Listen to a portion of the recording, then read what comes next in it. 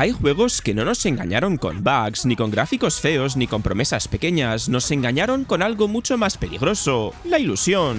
Nos vendieron regresos imposibles, saltos generacionales, trailers brutales y personajes que parecían garantizar un juegazo, pero luego la realidad fue bastante distinta. Por eso, hoy vamos a ver 10 videojuegos que engañaron a toda una generación. Pero antes de seguir, un aviso rápido, porque Neva tiene ahora mismo un código especial para ahorrar un poco más. Desde hoy y hasta el 1 de junio podéis usar el código MEI26 y llevaros un 10% de descuento en juegos, DLCs, suscripciones y tarjetas regalo. Eso sí, hay un par de cosas importantes. El código se puede usar una vez por IP y el límite máximo del carrito es de 150 €. Así que si tenías pensado pillar algún juego, renovar una suscripción o comprar una tarjeta regalo, puede ser un buen momento para echar un vistazo. Tienes el enlace en la descripción y en el comentario fijado. Usándolo, además, apoyas muchísimo al canal. Dicho esto, vamos a empezar muy fuerte porque Jump Force fue uno de esos juegos que parecían imposibles de fallar. Jump Force nos engañó a todos porque sobre el papel era literalmente el sueño húmedo de cualquier persona que hubiese crecido viendo anime. O sea, tú veías el tráiler y era imposible no venirse arriba. Goku, Naruto, Luffy, Ichigo, Vegeta, Light Yagami, Yugi, Kenshin, todos juntos en un mismo juego. Era como si alguien hubiese cogido la infancia de media humanidad, la hubiese metido en una batidora, y de ahí hubiese salido un crossover que parecía destinado a romperlo todo. El problema es que Jump Force vendía muchísimo mejor de lo que realmente era, porque claro, de primeras entraba por los ojos. Tenía personajes míticos, ataques espectaculares, escenarios destruyéndose, transformaciones, rayos por todos lados, y esa típica sensación de madre mía, esto va a ser el Smash Bros del anime. Pero luego lo jugabas un rato y empezabas a notar que algo no terminaba de cuajar. Los combates eran vistosos, sí, pero también bastante caóticos, repetitivos y con una profundidad que se quedaba a medio camino. No era un desastre injugable, pero tampoco era ese juegazo histórico que muchos imaginábamos. Y lo peor era el contraste entre la idea y la ejecución, porque la idea era brutal. Juntar a los personajes más icónicos de Shonen Jump en un juego de peleas 3D tenía potencial para ser una locura. Pero la historia era flojísima, las animaciones faciales daban miedo por motivos que no estaban previstos. El mundo central se sentía vacío, y muchos personajes parecían muñecos de cera con superpoderes. Habían momentos en los que estabas viendo a Goku al lado de Naruto y en vez de emocionarte pensabas, ¿por qué parecen dos figuras de AliExpress discutiendo en un parking? Pero si vamos a hablar de promesas enormes que luego se quedaron a medias, ahí entra Pokémon Espada y Pokémon Escudo, porque estos dos no prometían solo otro Pokémon más, prometían el gran salto de la saga a Nintendo Switch. Veníamos de años jugando en portátiles, imaginando cómo sería una región gigantesca, viva, llena de criaturas moviéndose con naturalidad, combates espectaculares, ciudades enormes y una sensación de aventura mucho más ambiciosa. Era el salto que muchos fans llevaban esperando desde pequeños. Y claro, cuando se anunció para Nintendo Switch, la cabeza se nos fue sola. Pensamos, vale, ahora sí, Pokémon va a dar el golpe sobre la mesa, pero luego llegó la realidad y fue como abrir un regalo enorme en Navidad y descubrir que dentro habían calcetines. Calcetines buenos, sí, pero calcetines. El juego tenía cosas disfrutables, pero al final sigue siendo Pokémon. Capturar criaturas engancha, formar equipos sigue teniendo magia. Los gimnasios con ambiente de estadio eran una buena idea, y la región de Galar tenía momentos con personalidad, pero el problema es que prometía la sensación de evolución y acabó sintiéndose demasiado conservador. Era como si la saga hubiese pasado a una consola más potente, pero sin atreverse del todo a comportarse como un juego de esa consola. La área silvestre parecía, en teoría, el gran salto. Un espacio abierto, Pokémon visibles, clima cambiante, criaturas enormes, sonaba increíble. Pero al jugarlo, muchas zonas se sentían vacías, simples, con texturas bastante pobres, y una exploración que no llegaba a explotar su propio potencial. Y luego estaba el famoso recorte de la Pokédex, que dolió muchísimo. Durante años, una parte del encanto era poder llevar contigo a tus Pokémon favoritos de generaciones anteriores. De repente, muchos se quedaron fuera y la explicación no terminó de convencer a una gran parte de la comunidad. Encima, cuando veías algunas animaciones y detalles técnicos, era difícil no pensar, ¿de verdad este era el motivo? Algo parecido pasó con Sonic Forces, que se vendió como una aventura épica, oscura y enorme dentro del universo de Sonic. Sonic Forces engañó a toda una generación porque llegó con una pinta de ahora sí, Sonic ha vuelto de verdad, que era imposible no comprar. Veníamos de años donde la saga había tenido subidas, bajadas, curvas raras y algún que otro derrape contra el muro, así que cuando Sega empezó a vendernos un Sonic más oscuro, con Eggman conquistando el mundo, un villano nuevo llamado Infinite y la posibilidad de crear nuestro propio personaje, muchos pensamos, vale, esto puede ser algo grande. Y claro, el tráiler ayudaba muchísimo. Sonic corriendo entre explosiones, ciudades destruidas, una resistencia luchando contra Eggman, música épica, enemigos clásicos volviendo, Sonic moderno junto a Sonic clásico. Todo sonaba a evento importante. Parecía que iba a ser una especie de gran aventura del universo de Sonic, algo con más escala, más emoción y más peso. Sobre el papel era una idea buenísima. El problema es que luego lo jugabas y te dabas cuenta de que la palabra Forces le quedaba demasiado grande. Porque sí, había guerra, había drama, había frases intensas, pero todo se sentía muy rápido, muy superficial y bastante desaprovechado. Te vendían una invasión mundial, pero muchas fases duraban poquísimo. Pasaban casi como un suspiro y cuando querías empezar a meterte en la historia, el juego ya estaba empujándote al siguiente nivel, como si tuviera prisa por acabar. La creación del avatar también parecía una locura. Poder hacer tu propio personaje en un Sonic oficial era algo que muchos fans llevábamos años imaginando, pero a la práctica, aunque tenía su gracia, no llegaba a cambiar tanto la experiencia. Era divertido personalizarlo, ponerle ropa, armas y verlo al lado de Sonic, pero tampoco era ese salto enorme que parecían los anuncios. Era más un añadido curioso que una revolución. Y luego estaba Infinite, que parecía preparado para ser un villano memorable, con un diseño potente y música brutal, pero terminó siendo mucho más humo que una amenaza real. Tenía presencia, pero le faltaba desarrollo, impacto y momentos que de verdad lo convirtieran en algo inolvidable.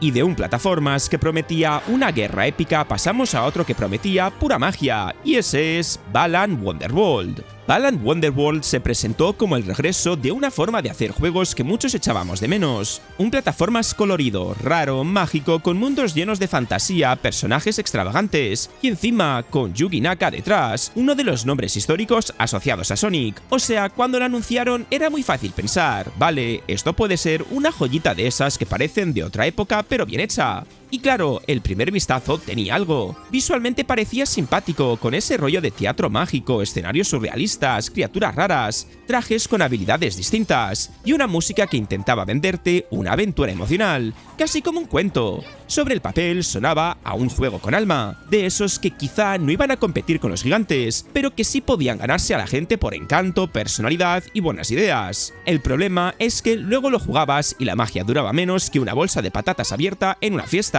Porque Balan Wonderworld tenía una idea interesante, eso no se puede negar: usar un montón de trajes diferentes para avanzar por los niveles. El fallo es que muchos de esos trajes eran torpes, limitados o directamente inútiles. Habían habilidades que parecían diseñadas por alguien que había leído sobre las plataformas, pero no había tocado uno desde 1998. Y lo más raro era el control. En un plataformas lo mínimo que esperas es moverte bien, saltar bien y sentir que tienes precisión. Aquí en cambio todo se sentía pesado, incómodo y demasiado básico. El juego intentaba ser accesible, pero acababa pareciendo simplón. Casi todo se hacía con un solo botón, y eso que podía sonar original terminaba haciendo que muchas acciones fueran más limitadas de lo necesario. Después llegó Back 4 Blood, que no necesitaba decir soy Left 4 Dead 3, porque todos lo pensamos igual. Y es que se vendió prácticamente como el heredero espiritual de Left 4 Dead. Y claro, ahí ya nos tenían cogido por el cuello emocional, porque Left 4 Dead no era solo un juego de zombies, era ese caos perfecto de 4 colegas gritando, disparando a todo lo que se movía, reviviéndose por los pelos y sobreviviendo a una horda como si estuvieran en una peli mala de domingo, pero divertidísima. Entonces llega Back 4 Blood, de los creadores originales, con un cooperativo para 4, infectados especiales, campañas rejugables, armas modernas, cartas, progresión, más contenido, más sistemas. Y tú pensabas, vale, esto es Left 4 Dead 3, pero sin llamarse Left 4 Dead 3. Y ese fue el gran truco. El juego no necesitaba prometerlo directamente, porque todos lo entendimos así. El problema es que cuando te ponías a jugar, te dabas cuenta de que la magia no estaba en el mismo sitio. Back 4 Blood tenía mejores gráficos, más opciones y más capas,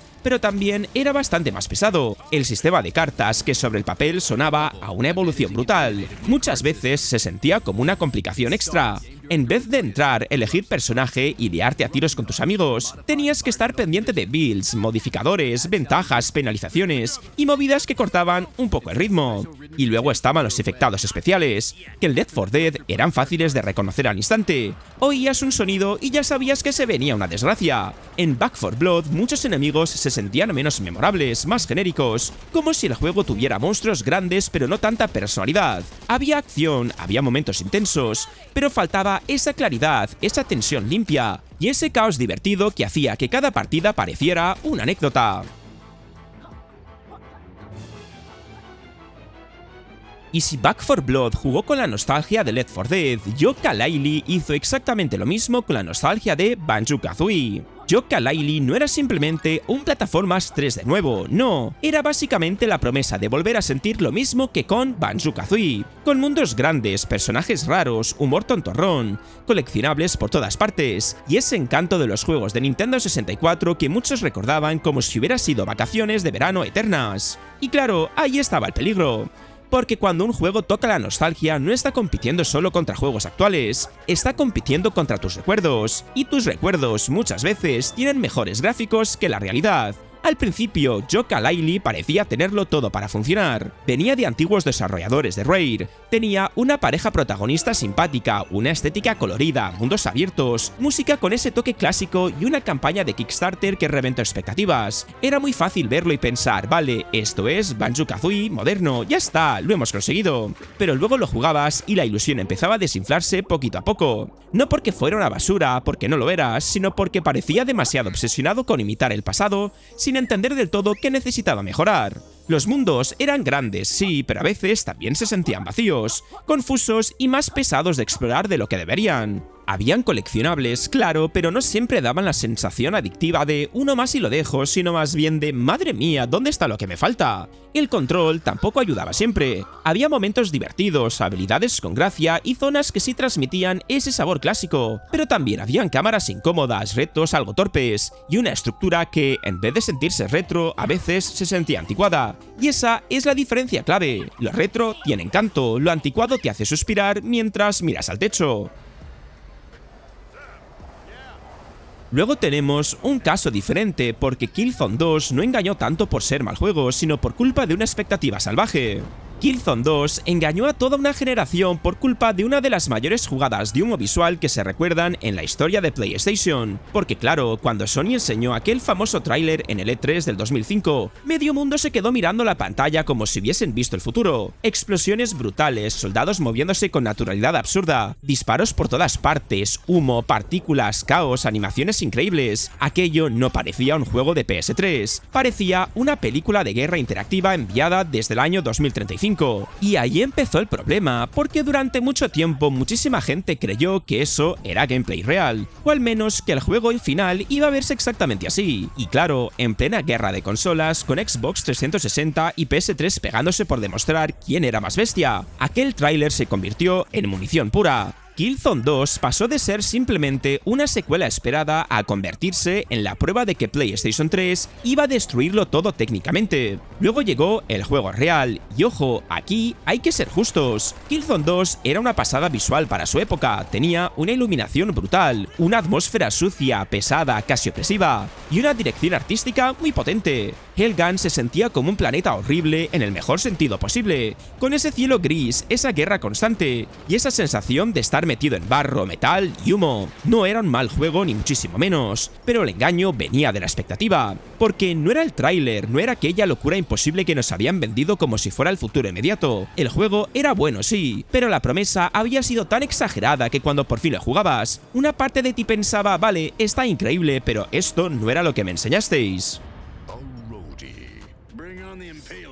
Y hablando de juegos que parecían una cosa y luego eran otra, Brutal Legend fue un caso clarísimo. Brutal Legend se vendió como una aventura de acción brutal, gamberra, llena de heavy metal, criaturas demoníacas, guitarras eléctricas, hachas gigantes y Jack Black haciendo de Jack Black en un mundo de fantasía rockera. O sea, el tráiler te enseñaba eso y tú pensabas, vale, esto va a ser God of War pasado por un festival de metal, con humor absurdo y solos de guitarra que invocan rayos. Era imposible de no ilusionarse. Y al principio, el juego te lo confirma. Empiezas en ese universo tan exagerado con estética de portada de disco de metal de los 80, personajes locos, diálogos con personalidad, música espectacular y un protagonista con carisma. Todo parece indicar que vas a vivir una aventura lineal, divertida, con combates, exploración, jefes enormes y momentos épicos. Vamos, un viaje macarra por el infierno del rock. Pero entonces llega el giro raro.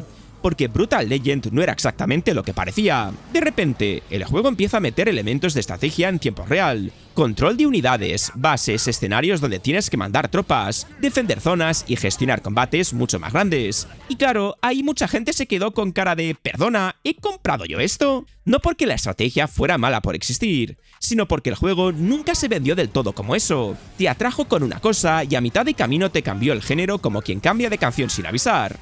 Y ese fue el gran engaño. Brutal Legend tenía una personalidad tremenda, una banda sonora increíble y un mundo con muchísimo encanto, pero su propuesta real pilló a muchos jugadores totalmente desprevenidos. La gente esperaba machacar enemigos con un hacha, conducir por paisajes imposibles y vivir una aventura de acción con humor, no acabar organizando tropas en medio de una batalla como si Eddie Riggs se hubiese apuntado a un curso intensivo de comandante militar.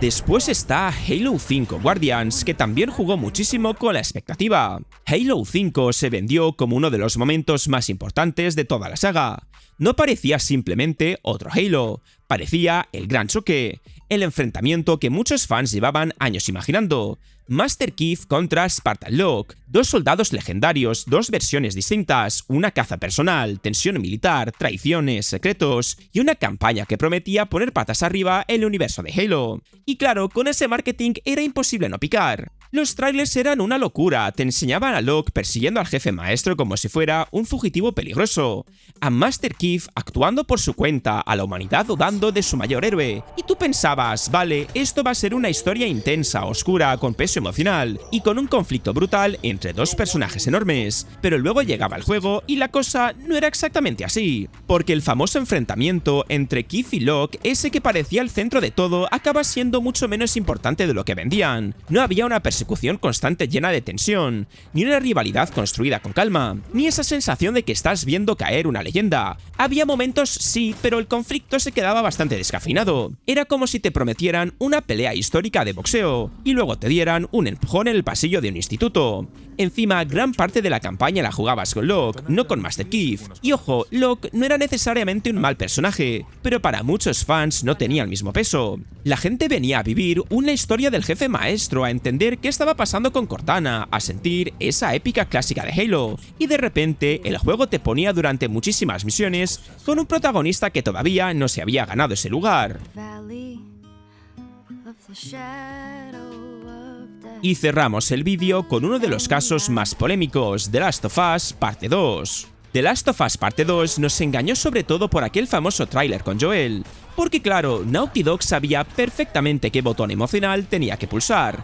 Tú veías a Ellie en una situación límite, destrozada, llena de rabia, y de repente aparecía Joel por detrás diciendo algo en plan ¿creías que iba a dejarte hacer sola esto? Y ahí automáticamente medio planeta pensó, vale, esto va a ser otra aventura de Ellie y Joel, pero más oscura, más adulta y con más dolor. Y ese golpe fue maestro o la puñalada según a quien le preguntes. Porque el tráiler te hacía creer que Joel iba a tener un papel mucho más activo en la historia. No parecía un simple recuerdo, ni una presencia emocional lejana, ni una sombra del pasado. Parecía que iba a acompañarte otra vez, que la relación entre ambos iba a seguir siendo el centro de todo, y que el juego iba a construir su drama desde ahí. Después del primer The Last of Us, esa conexión era sagrada para muchísima gente. Joel y Ellie no eran solo personajes, eran el corazón de la saga. Pero luego llegaba el juego real y la cosa era muy distinta.